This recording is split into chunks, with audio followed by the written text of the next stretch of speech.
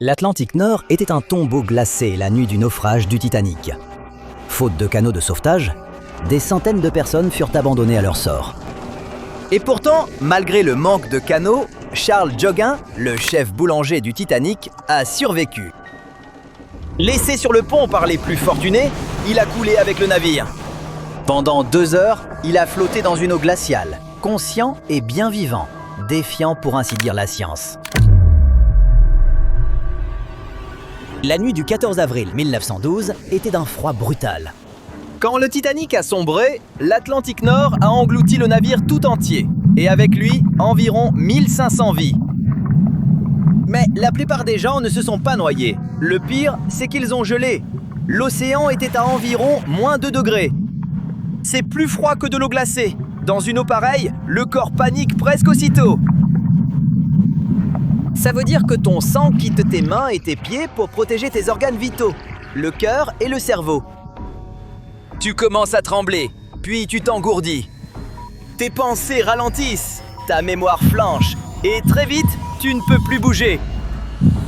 Après quelques minutes, tu perds le contrôle, et un peu plus tard, tu t'évanouis. Puis le cœur s'arrête, tout simplement. Il peut suffire de moins d'1 heure pour mourir ainsi. Et le navire de secours, le Carpathia, n'a atteint l'épave qu'au bout de presque 2 heures. Pour la plupart des gens qui flottaient dans l'océan glacé cette nuit-là, c'était surtout une course contre la montre. Mais revenons au début de cette nuit fatale, et à une personne bien précise. Charles Joguin était le chef boulanger du Titanic. Pas étonnant qu'il fût à bord pour le voyage inaugural. Cet homme n'était pas un débutant. Il venait de l'Olympique, un paquebot britannique lancé en 1910. Sur le Titanic, Charles avait un poste solide, un bon salaire et 13 boulangers sous ses ordres. Bref, la vie était belle, et le navire était immense, impeccable et insubmersible. Puis vint la nuit du 14 avril. Charles n'était pas de service, allongé sur sa couchette au milieu de sa garde. Soudain, un bang assourdissant et un frisson parcourut toute la coque. Ce n'était pas vraiment fort, mais assez sec pour réveiller l'homme d'un coup. Il s'est redressé aussitôt, l'oreille tendue, mais n'entendait que des voix étouffées et le ronronnement des moteurs. Aucun ordre officiel, aucune panique. En même temps, il sentait que quelque chose clochait. Charles s'est dit que si ça tournait mal, les gens auraient peut-être besoin de manger. Alors, il a rassemblé son équipe, leur a dit de prendre des pains, 4 chacun, et de les monter au canot. Il était passé minuit, et les couloirs étaient sombres. Ça et là, des passagers déboussolés chuchotaient entre eux. Des familles de 3e classe tentaient déjà de monter, serrant valises et bébés, alors que les stewards criaient pour calmer tout le monde. Charles a planqué le pain dans les canots, puis est vite repassé par sa cabine. Quand il est remonté vers 00h30, l'air était bien plus froid, et il sentait déjà l'inclinaison, encore légère, mais bien réelle. Sur le pont, le canot 10, le sien, l'attendait. Des gens s'y étaient rassemblés, silencieux, mais nerveux. Le commandant en second Wild aboyait des ordres, disant aux hommes de reculer. Mais personne ne se précipitait de toute façon. Pas encore de chaos. Les gens n'avaient pas encore compris la tragédie qui se jouait sous leurs yeux. Joguin s'est mis à aider à embarquer femmes et enfants. Le canot se remplissait, mais lentement, trop lentement. Certaines femmes refusaient de partir. Elles étaient convaincues que le navire était plus sûr. Quelle ironie! À quelques heures de disparaître à jamais, et les gens étaient encore sûrs qu'ils ne pouvaient pas couler. Charles et quelques membres d'équipage sont descendus au pont A pour chercher d'autres femmes et enfants. Certaines ne voulaient pas bouger, d'autres pleuraient en silence, d'autres fixaient le vide. Le boulanger a dû porter lui-même une femme avec un enfant. Le temps qu'ils reviennent, le navire penchait à bâbord, et le canot 10 s'éloignait de la coque. Il fallait maintenant y jeter les gens. Carrément les lancer par-dessus le vide. Une femme a glissé et est tombée entre le canot et la paroi d'acier du navire. Par miracle, le steward, William Burke, l'a attrapée par les jambes, la tenant tête en bas jusqu'à ce que d'autres la remontent, la sauvant. Pendant tout ça, Joguin n'a jamais reçu l'ordre d'embarquer. D'autres ont grimpé, Burke, 2 marins, mais pas lui. Alors il est resté seul sur le pont.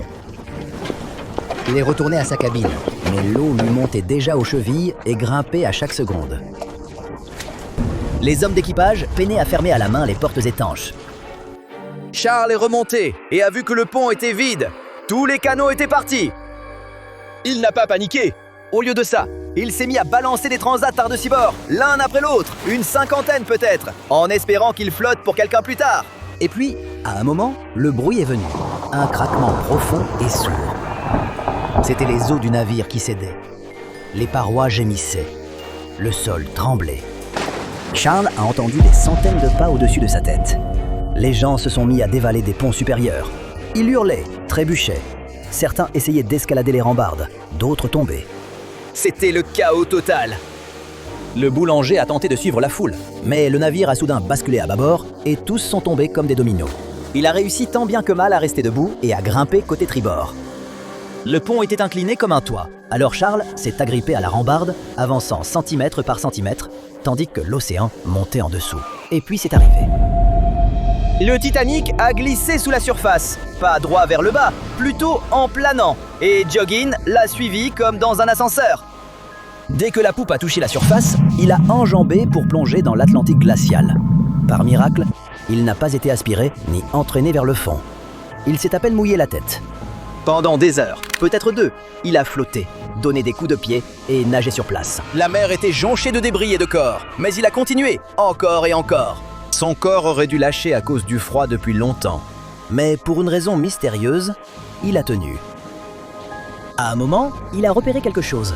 Un canot pliable à moitié submergé. Une vingtaine d'hommes se tenaient dessus, trempés et grelottants. Il s'est approché à la nage et a tenté de monter, mais ils l'ont repoussé. Il n'y avait plus de place. Alors, il a dérivé tout près, s'accrochant, jusqu'à ce qu'un homme, Isaac Ménard, tende la main et attrape la sienne. Et ils sont restés ainsi, main dans la main, dans l'eau glacée.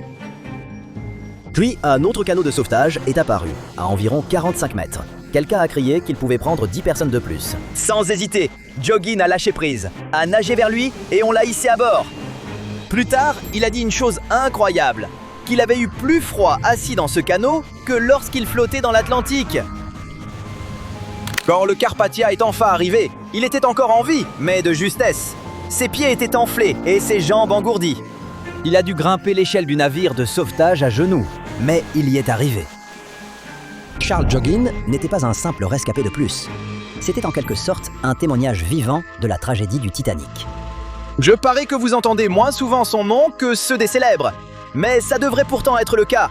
Quand il a témoigné devant l'enquête britannique, il n'a rien caché. Sa déposition était détaillée et claire. L'un des récits les plus complets jamais donnés par un membre d'équipage qui travaillait sous le pont. Mais vous savez ce qui est le plus stupéfiant? Après tout ce qu'il a traversé, après avoir survécu à l'une des pires catastrophes maritimes de l'histoire, il est retourné en mer. Il ne s'est pas caché de l'océan. Pendant des décennies, il a enchaîné les navires. Des années 20 jusqu'au début des années 40, Joggin a continué de naviguer, à faire du pain en pleine mer, et le destin ne lui a pas vraiment facilité la vie. En 1941, alors qu'il travaillait à bord du SS Oregon au large de Nantucket, le drame a frappé à nouveau. Le navire a coulé. 17 personnes n'ont pas survécu, mais Joggin, lui, s'en est encore sorti. Autrement dit, cet homme a survécu non pas à un, mais à 2 naufrages, tout en continuant à faire ce qu'il aimait. Et quand il s'est finalement éteint à l'âge de 78 ans, ce n'est pas la mer qui l'a emporté,